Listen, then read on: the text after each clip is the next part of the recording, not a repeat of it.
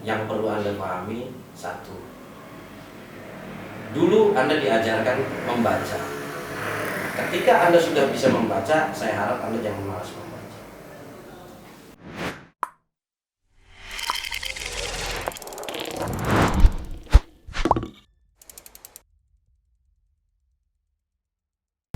Halo Manmen, balik lagi di Manmen Podcast yang kedua di 2021.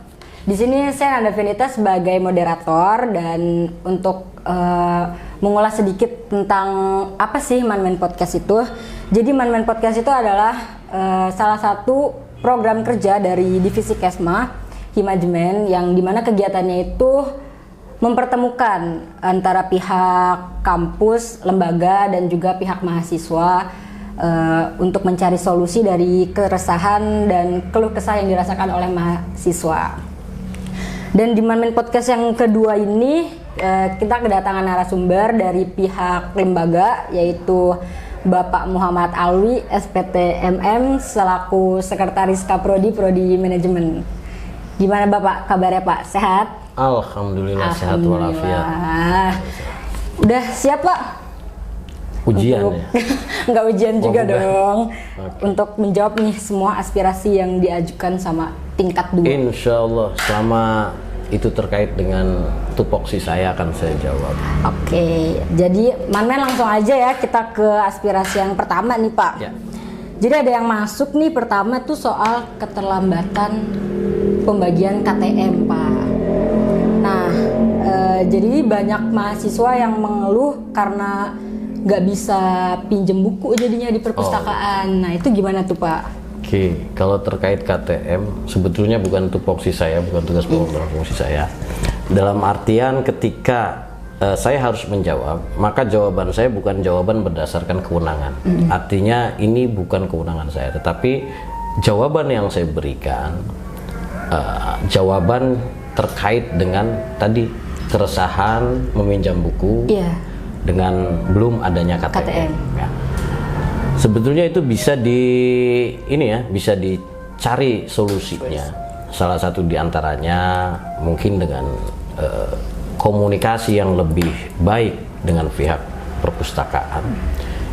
Yang tentunya KTM itu salah satunya untuk menunjukkan bahwa betul mahasiswa Unswagati, UGJ dalam hal ini Fakultas Ekonomi Program Studi Manajemen. Artinya ketika itu sudah bisa diklarifikasi, saya rasa itu tidak akan sulit untuk melakukan peminjaman buku di perpustakaan.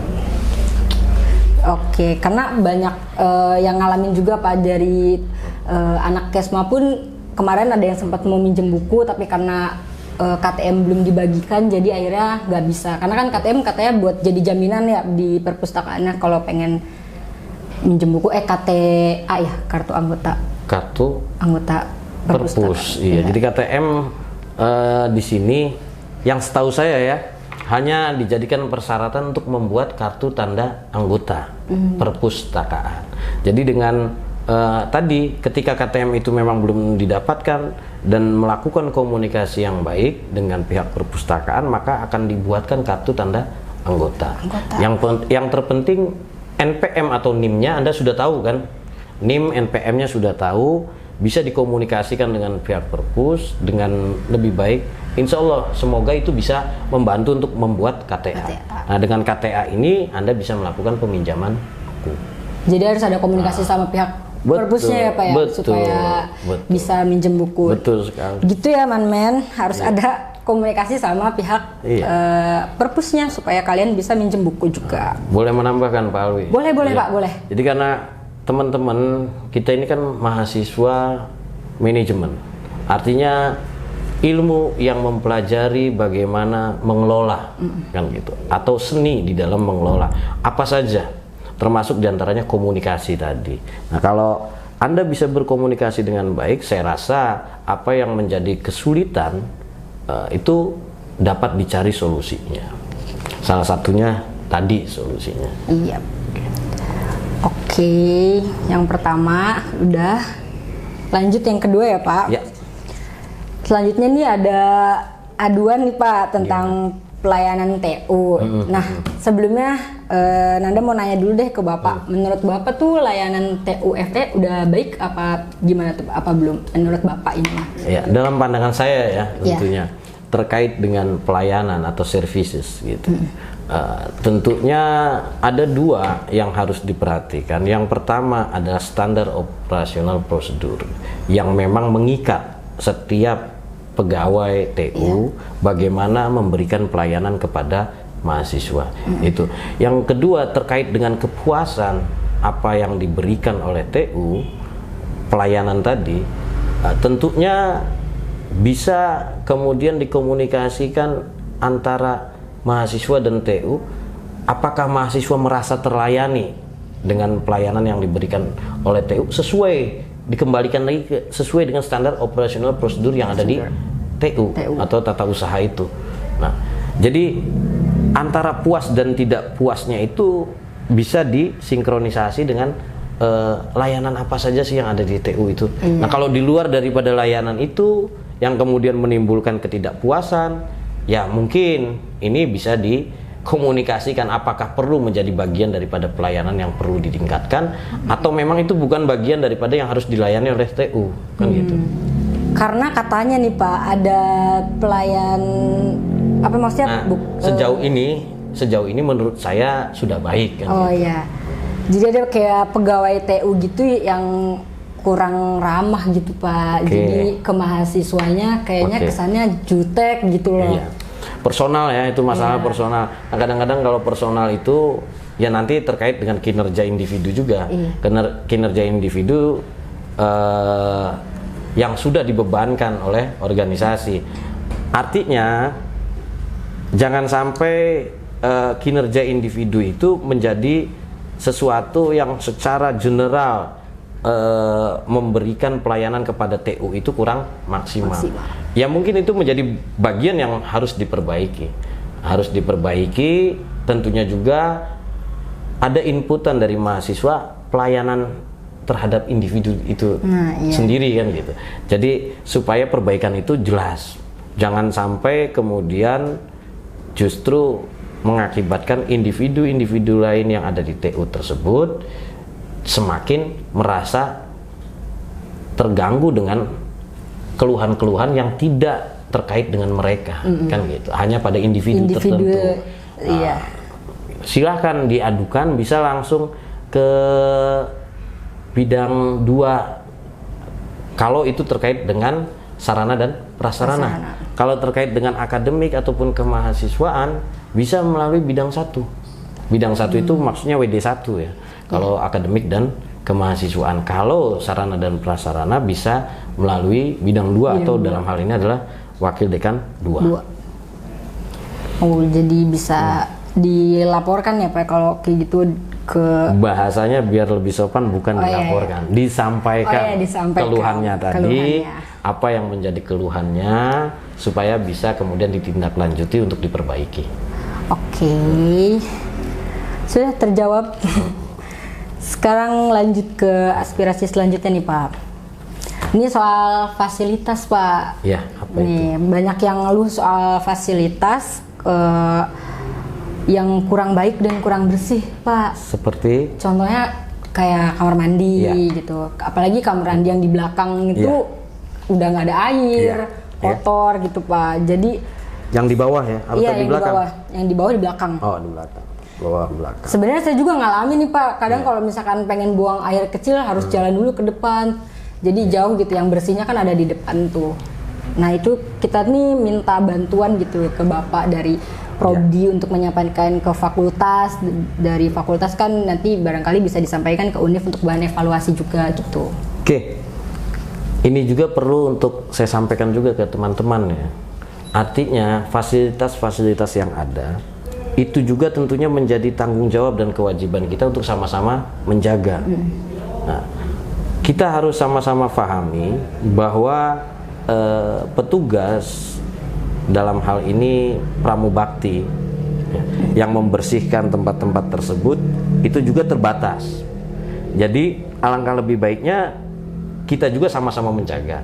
Artinya tadi yang menjadi keluhan insya Allah akan saya sampaikan. Tapi kalau untuk dijawab sekarang karena itu bukan bagian daripada tupoksi saya, mungkin akan saya teruskan, akan saya teruskan kepada yang lebih berhak untuk melakukan perbaikan. Artinya saya akan mencoba sampaikan itu, tapi untuk teman-teman saya dari mahasiswa manajemen, kita sama-sama jaga. Kebersihan itu kewajiban kita bersama. Artinya apa? Setelah menggunakan, ya sama-sama dibersihkan kembali. Gitu ya, jangan lupa jaga kebersihan men semuanya. Oke, lanjut ke aspirasi yang keempat nih. Ini tentang dosen nih Pak. Dosen gimana? ada terkait saya berarti? Iya, Bapak sebagai dosen gitu ya Iya. Pak.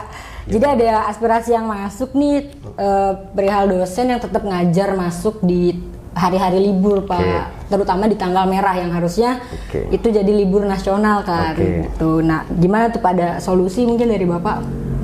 Kalau saya ya, ini bicaranya saya nih teman-teman. Ya, saya sih sepertinya tidak ada masalah mau hari libur masuk juga. Nah, selama target tujuan dari pembelajaran itu jelas kan gitu.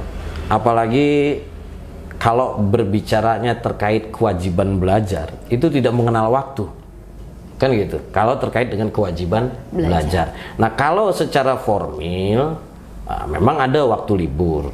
Nah, terlepas dari itu semua, saya secara pribadi selaku organisasi memang waktu-waktu libur itu ya libur. Tapi bukan berarti kemudian ketika ada dosen yang melakukan perkuliahan atau pembelajaran di waktu libur itu juga harus dengan sesegera mungkin ditegur. Karena kalau itu menjadi sebuah kesepakatan dengan teman-teman mahasiswa, saya rasa nggak ada masalah sebetulnya. Karena apa sih? Ya memang belajar itu tidak mengenal waktu. Apalagi ada target-target capaian yang harus diselesaikan, misalnya terkait dengan materinya dan sebagainya.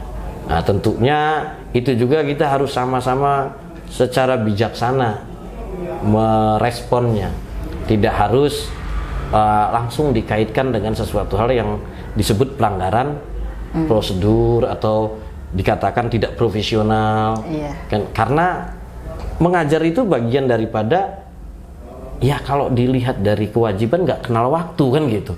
Yang namanya mengajar dan belajar itu, apalagi itu sudah melekat dalam diri seorang dosen, tridharma perguruan tinggi. Kadang-kadang jangankan cuma waktu libur, keluarga saja kadang suka ditinggalkan gara-gara ada kewajiban untuk mengajar. Karena gitu. Banyak yang ngeluh pengennya kalau hari libur tuh nggak ada perkuliahan gitu Pak. Kalaupun ada ya mungkin bisa diganti deh ke hari lain gitu. Ya nggak ada masalah. Artinya tadi ya, ketika itu disepakati bersama, sebetulnya tidak ada masalah. Tapi ketika teman-teman kemudian ada yang tidak mau untuk berkuliah di hari libur, ya sebaiknya didiskusikan dengan dosen yang bersangkutan. Pak, apakah ini nggak bisa diselesaikan dalam level organisasi? Tidak selalu organisasi itu harus bersifat responsif, apalagi terkait dengan hal-hal yang masih masuk dalam kategori tujuan organisasi, pendidikan kan gitu. Jadi menurut saya silahkan kalau masalah itu dikomunikasikan dengan dosennya masing-masing. Didiskusiin dulu gitu ya Pak ya sebelum. Betul. Kalau itu nanti dijadikan aturan baku, ya kan? Kalau itu dijadikan aturan baku, tidak boleh melakukan pengajaran di hari libur. Nah, ketika ada dosen dan mahasiswa yang kemudian memang membutuhkan waktu libur itu untuk melakukan kegiatan belajar mengajar, itu berarti melanggar kan gitu. Itu berarti melanggar. Maka untuk hal-hal yang seperti itu silakan didiskusikan dengan dosennya.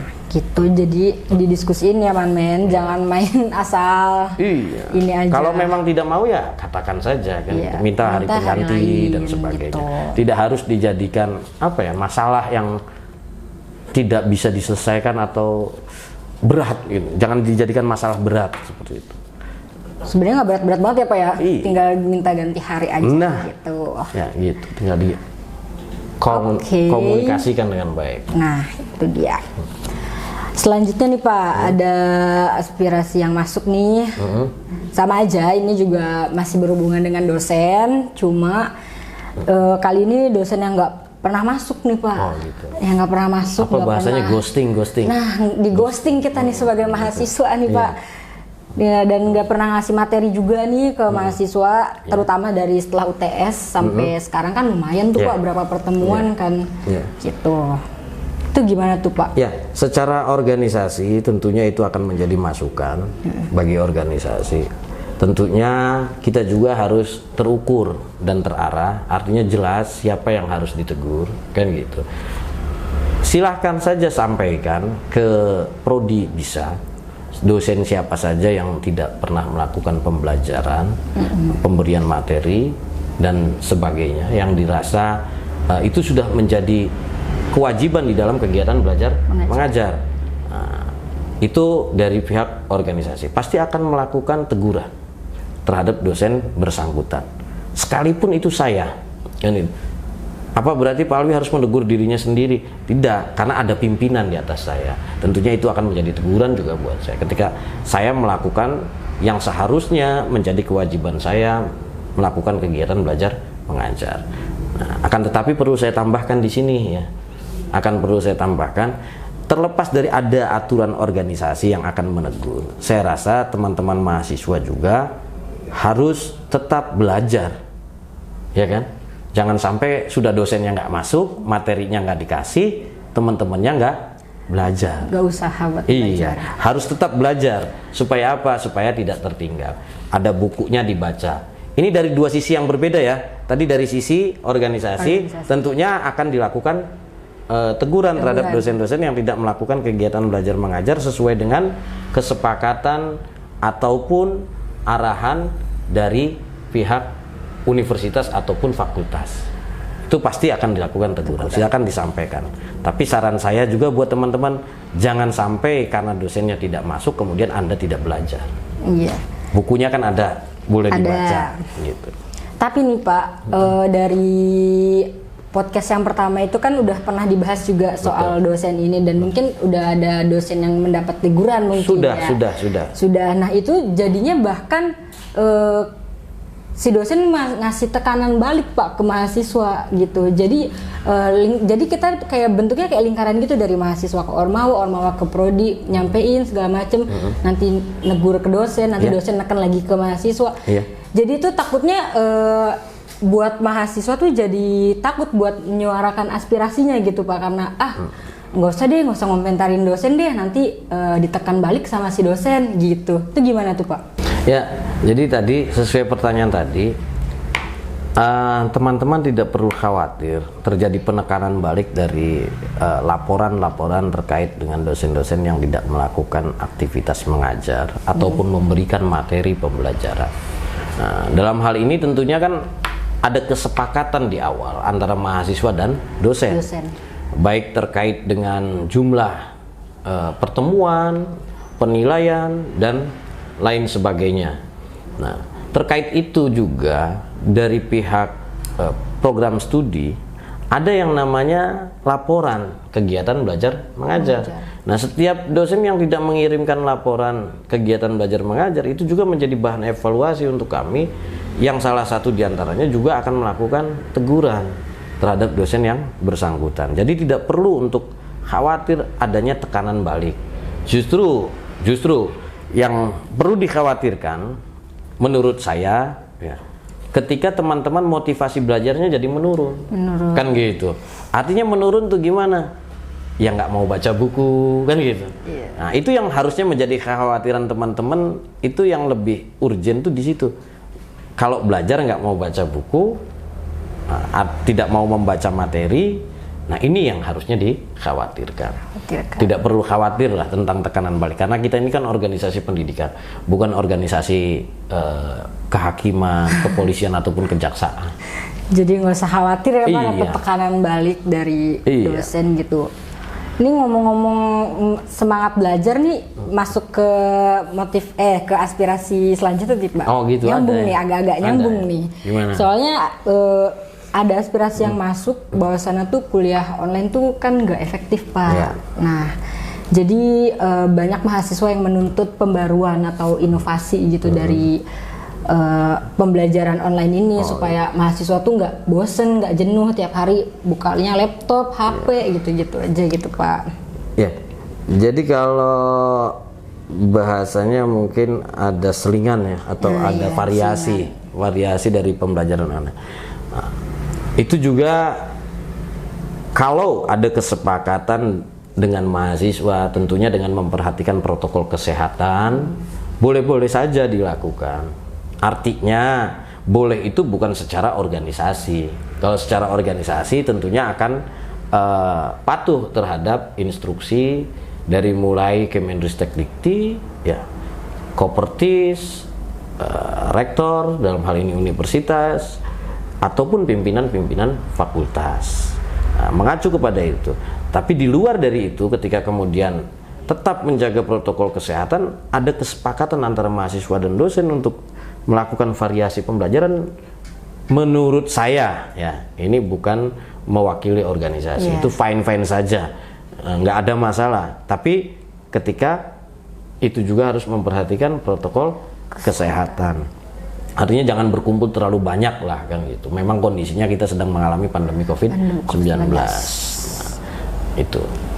Mungkin dari Bapak dengan cara mengajar Bapak mungkin ada inovasi baru gitu yang bikin mahasiswa nggak bosen gitu Pak?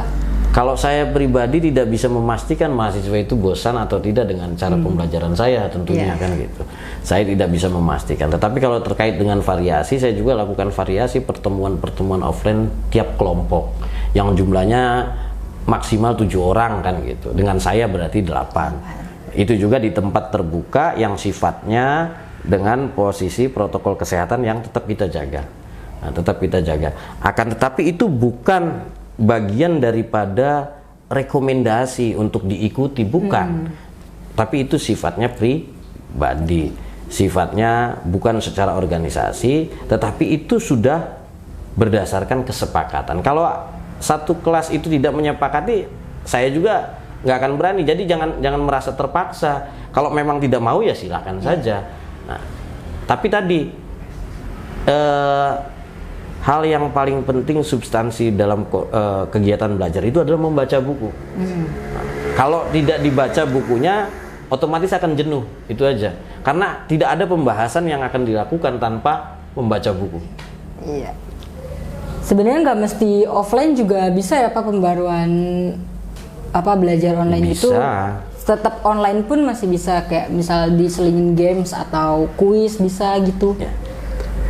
Kalau games atau kuis gitu kan, itu juga dikembalikan kepada setiap dosen. Itu yang pertama. Yang kedua, mahasiswa nggak semuanya juga suka games, nggak semuanya juga suka kuis kan gitu. Maksudnya yang sesuai masih ranah belajar juga gitu Pak. Iya, artinya saya nih bukan orang yang alergi terhadap game. Bahkan kalau teman-teman tahu ya, saya ini seorang gamer. Waduh. Iya, pada waktunya. Bukan game yang sekarang ada seperti PUBG ataupun Mobile Legend. Saya waktu itu main Age of Empire Conquer 2. Silakan Anda boleh browsing. Age of Empires Conqueror 2. Nah, itu salah satu game yang saya mainkan. Tetapi yang perlu teman-teman pahami, saya tidak pernah, dan insya Allah selama saya kuliah, saya tidak pernah lupa untuk membaca. Intinya membaca ya Pak? Iya, supaya... walaupun itu bukan jaminan saya menjadi pintar. Kenyataannya kalau mau dibilang secara terus terang, saya termasuk mahasiswa yang bodoh. Kan gitu. Nah, tapi tadi, kalau mahasiswa yang tidak membaca, saya bukan dalam kategori itu. Tapi kalau dikategorikan mahasiswa yang bodoh, ya saya masuk dalam kategori mahasiswa yang bodoh. Kenapa Pak? Ya karena memang saya merasa masih belum mampu memahami apa yang diajarkan dosen saya pada waktu itu. Saya hanya baru mampu memahami ketika saya sudah lama keluar menjadi seorang sarjana strata 1. Nah, sebelumnya saya bahkan masih belum bisa memahami. Tapi alhamdulillah karena proses membaca itu, waktulah yang kemudian membuat saya akhirnya memahami apa yang disampaikan dosen-dosen saya. Itu. Nah itu jadi motivasi Bapak buat ngajar juga nggak? Buat supaya anak-anak pada ngerti gitu kan, karena dulu Bapak katanya susah buat nangkep apa yang dosen terangin gitu, jadi itu bisa jadi ini nggak Iya, motivasinya buat Bapak ngajar? Paling kalau misalnya teman-teman mau mengikuti ya membaca itu. Saya bukan orang yang cepat untuk menerima apa yang disampaikan dosen. Saya pada waktunya dulu ketika menjadi seorang mahasiswa, saya belum bisa memahami apa yang disampaikan dosen. Tetapi satu hal, saya membaca buku. Balik lagi intinya baca buku ya. Iya. Oke. Ini yang terakhir nih Pak. Ya. Ini yang paling banyak ditanyain nih Pak. Apa? Sama Manmen. Ini agak sensitif nih soalnya masalah uang subsidi yang 250.000 itu. Oke. Ya, ini kira-kira ada tanggal resminya nggak sih Pak sebenarnya dibagiinnya kapan gitu? Barangkali Bapak punya info terupdate. Oke. Saya bukan menyampaikan info dari organisasi ya. Karena itu satu, bukan tupoksi saya, bukan tugas pokok dan fungsi saya di dalam organisasi. Yang ingin saya sampaikan sebatas apa yang saya ketahui ya. Yang pertama, memang tiap fakultas itu waktu pemberiannya berbeda-beda. Itu yang pertama. Kenapa bisa berbeda-beda? Tergantung kepada proses verifikasi dari mahasiswa-mahasiswa yang sudah melakukan pembayaran lunas terhadap biaya-biaya yang dibebankan dalam biaya pendidikan, termasuk diantaranya DPP dan SKS. Nah itu divalidasi dulu. Nah kebetulan, ini bahasanya kalau disebut kebetulan, Fakultas Ekonomi itu memiliki jumlah mahasiswa yang lebih banyak dari fakultas yang lain. Nah kemungkinan karena lebih banyak itulah proses verifikasinya berjalan lebih lama. Nah itu juga harus sama-sama kita maklumi dan sama-sama kita sadari. Insya Allah kalau memang itu yang menjadi hak Anda, insya Allah kita akan bagikan tepat pada waktunya. Iya, soalnya kan banyak yang ngeluh juga, lihat dari fakultas-fakultas lain kan katanya udah pada dapet nih, kok FE belum nih, kenapa nih? Nah, gitu. Ketika FE belum itu juga bisa jadi kebanggaan. Kok kebanggaan? Kok belum tapi menjadi kebanggaan. Kenapa kebanggaannya? Karena kita jumlahnya banyak. Oh iya. Nah, kita jumlahnya banyak. Jadi ketika kita bisa jeda atau serangnya 1 bulan itu berarti sudah lebih cepat. Iya. Justru kalau kita dibagikan pertama itu akan menjadi beban bagi fakultas lain. FE yang jumlahnya banyak saja sudah dibagikan, kan gitu. Jadi ada satu kebanggaan di sini. Ini dalam sisi pandangan positivisme ya, positifnya saya. Ya itu kita harus tahu bahwa memang kita jumlahnya lebih banyak dari fakultas yang lain. Jadi teman-teman harap bersabar. Insya Allah semuanya diproses dan yang ada di fakultas ataupun universitas, saya yakin dengan sepenuh hati adalah individu-individu yang amanah. Gitu. Itu harus nunggu semuanya pada bayar semua gitu atau bisa yang udah bayar dicairin Pak? Secara prosedur yang saya ketahui, yang saya dengar, bukan dengan tupoksi saya, itu memang yang sudah lunas. Yang sudah lunas semuanya. Baik DPP maupun SKS. Gitu ya. Iya. Soalnya waktu yang sebelum-sebelumnya itu kan ada kayak gelombang-gelombang gitu loh Pak, ada gelombang 1, gelombang 2 gitu. Itu berdasarkan data yang masuk yang sudah lunas kan gitu. Dan sudah terverifikasi baru bisa dicairkan. Mungkin yang belum cair yang baru-baru bayar belakangan ini mungkin ya Pak. Nah, kalau untuk FE sendiri khususnya karena masih proses verifikasi dan validasinya kan karena jumlah mahasiswanya banyak. Banyak banget. Ini kalau tidak salah ya, data yang ada di saya dari jumlah mahasiswa manajemen saja itu kurang lebih 2.700 kan ya, untuk mahasiswa manajemen kurang lebihnya 2.700. Mantap. Iya. Banyak banget ya. Ya udah deh, alhamdulillah semua aspirasi sudah tersampaikan. Semoga jawaban-jawaban dari Pak Alwi bisa menjawab semua keresahan sama keluh kesah kalian yang dirasain para mahasiswa tingkat 2 khususnya. Oke. Bapak ada yang mau disampaikan lagi mungkin? Ya saya sih pesannya cuma satu, teman-teman mahasiswa saya, wabil khusus anak-anak manajemen kan. Baca itu tanggung jawab mahasiswa, tugas mahasiswa itu membaca buku. Membaca bukunya hatam. Hatam. Iya, artinya bukan hanya kutipan atau sampai di pertengahan. Yang perlu Anda pahami satu, dulu Anda diajarkan membaca. Nah, ketika Anda sudah bisa membaca, saya harap Anda jangan malas membaca. Itu saja. Mantap. Oke Man-Man, mungkin segitu aja Man-Man Podcast kali ini. Semoga bisa terjawab semua. Sampai ketemu di Man-Man Podcast selanjutnya. Bye.